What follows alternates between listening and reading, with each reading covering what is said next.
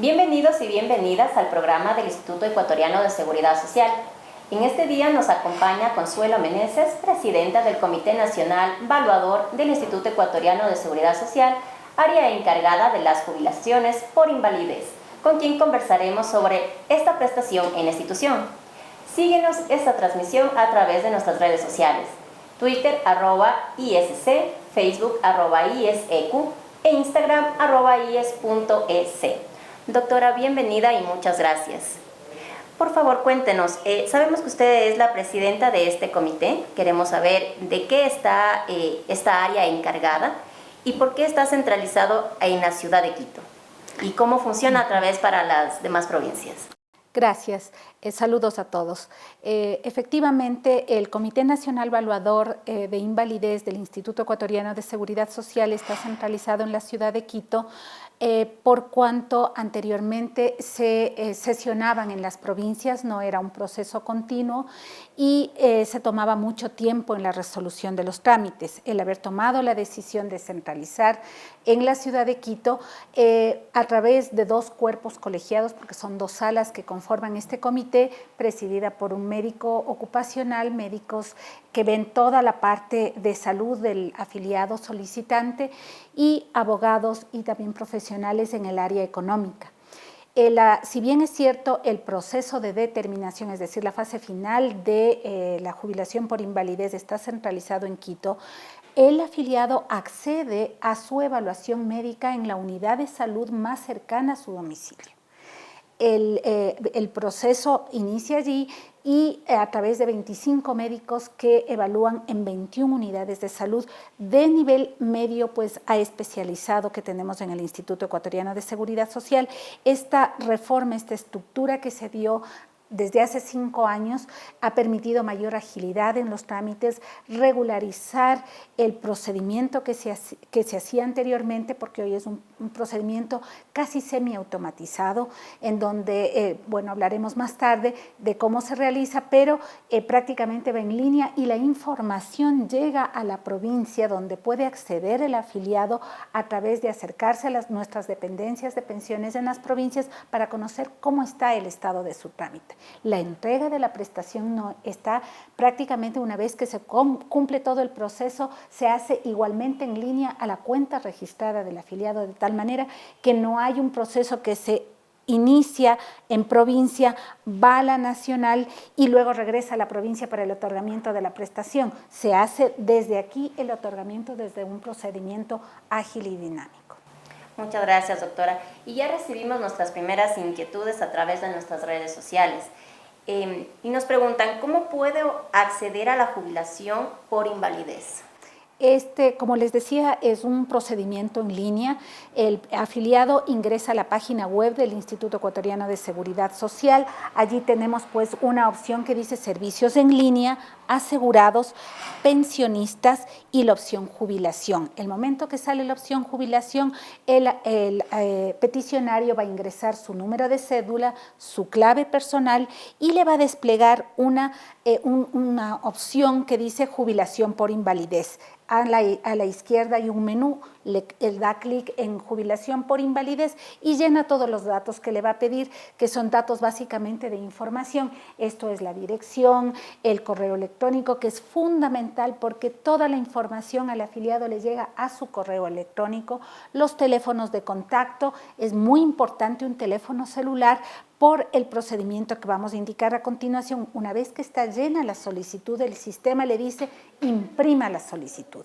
El rato que le da esa opción de imprimir, que lo puede guardar en una captura de pantalla o imprimir, que es lo mejor, en ese momento se le genera una cita médica automática a través de un sistema de mensaje de texto a su celular.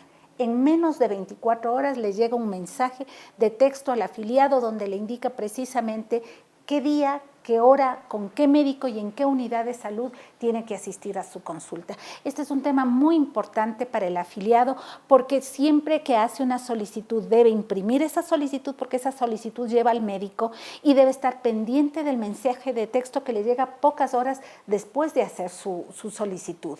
Entonces, con esa situación accede a la valoración del médico en el día y la hora indicada.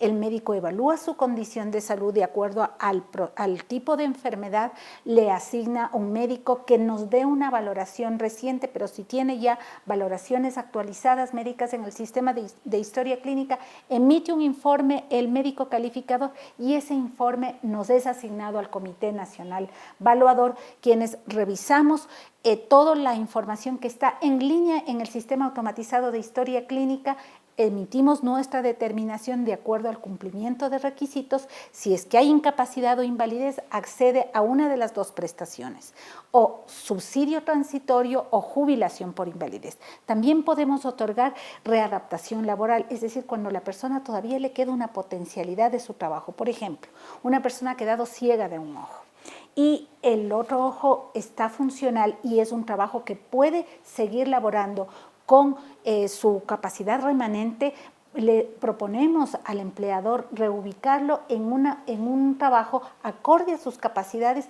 y que pueda desarrollarlo. Es decir, damos 3 tipos de prestaciones: readaptación, el subsidio transitorio, que es hasta 1 año para que haga un tratamiento y se recupere, o cuando ya existen secuelas definitivas damos la jubilación por invalidez. Gracias, doctora. ¿Y cuál es el tiempo que ustedes se toman para dar un diagnóstico o dar algo? El diagnóstico lo viene dado por el médico tratante. Nosotros no emitimos diagnóstico, nosotros analizamos lo que los médicos nos dicen en la condición que está. Una vez que se hace la solicitud, en el lapso de unos 30 a 40 días máximo, dependiendo de la disponibilidad y de la que tenga una evaluación médica actualizada. Si no tiene una evaluación médica actualizada, allí se torna un problema, porque el afiliado siempre tiene que acceder a este tipo de prestación cuando ya viene de un proceso de evaluaciones médicas, cuando ya se han agotado las opciones terapéuticas. El proceso de jubilación por invalidez no es para establecer diagnóstico, no es para que recién me digan qué enfermedad tengo y qué es lo que voy a hacer. No, señor. Generalmente el médico nos dice, es un paciente que ya no puede seguir laborando porque agotó todas las opciones, porque sus secuelas son incapacitantes. Perfecto, muchas gracias. Tenemos otra consulta y nos dicen, si se deja de aportar, pero me vino una enfermedad, ¿se puede aplicar? Sí. En cuanto a los requisitos, ya desde el punto de vista prestacional que debe tener el afiliado, en primer lugar, si está activo, la persona tiene que tener 60 imposiciones y las 6 últimas tienen que ser consecutivas. En el caso que usted me está preguntando de un afiliado que ha cesado, tiene que tener acumuladas 120 imposiciones y su enfermedad debe estar dentro del periodo de protección, es decir, en los 2 años subsiguientes al cese. Si la enfermedad no se produjo en ese tiempo, puede ser considerada como una enfermedad no sobrevenida y esto es una causal de negación de la prestación. Pero sí puede tener, si ha cesado, reúne 120 imposiciones y tiene esta patología que ha surgido antes o dentro del periodo de cese, 2 años como máximo, acceder a la prestación. Gracias, doctora. Y desde Ambato tenemos una consulta.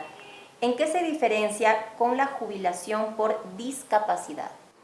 La jubilación por invalidez es distinta de la jubilación por discapacidad. La jubilación por discapacidad está regulada por la Ley Orgánica de Discapacidades en el artículo 85. La discapacidad está evaluada en primer lugar no por nosotros, no por nuestros médicos, peor aún por el comité.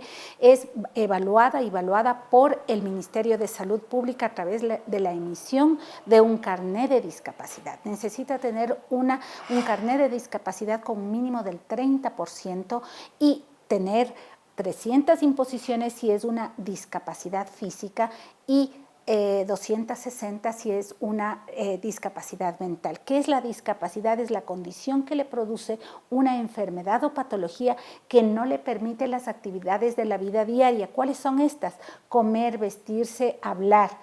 La invalidez, en cambio, es una condición generada por una enfermedad que no sea devenida del trabajo y que le impide laborar, su actividad laboral regular.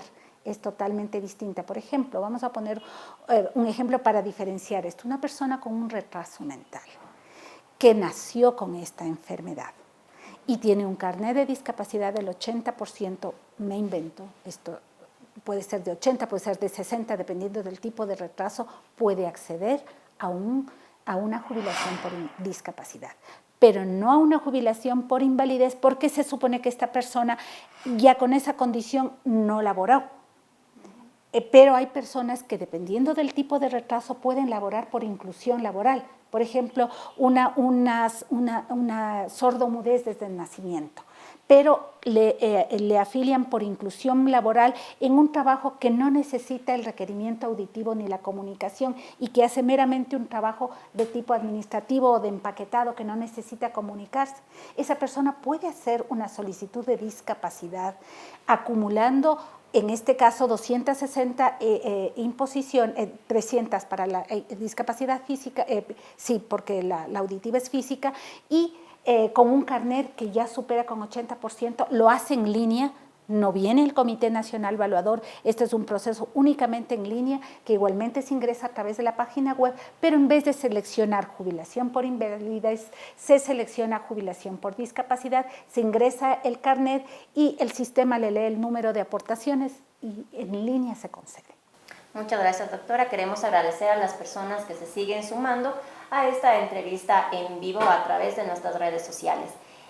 Doctora, tenemos una última consulta por el tiempo. ¿Cuál es el número de aporte para poder acceder a esta jubilación por invalidez? El número de aportes en caso de ser un afiliado activo es 60 imposiciones, las 6 últimas consecutivas, y en caso de estar cesante, 120 aportes previos que tenga la persona y que la contingencia haya ocurrido dentro del periodo de actividad laboral o dentro de los 2 años de periodo de protección después del cese que establece la ley como una protección al asegurado que cesante le generó una patología.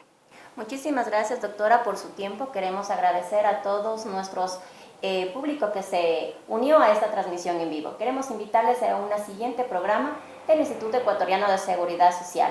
Nos vemos en una siguiente ocasión.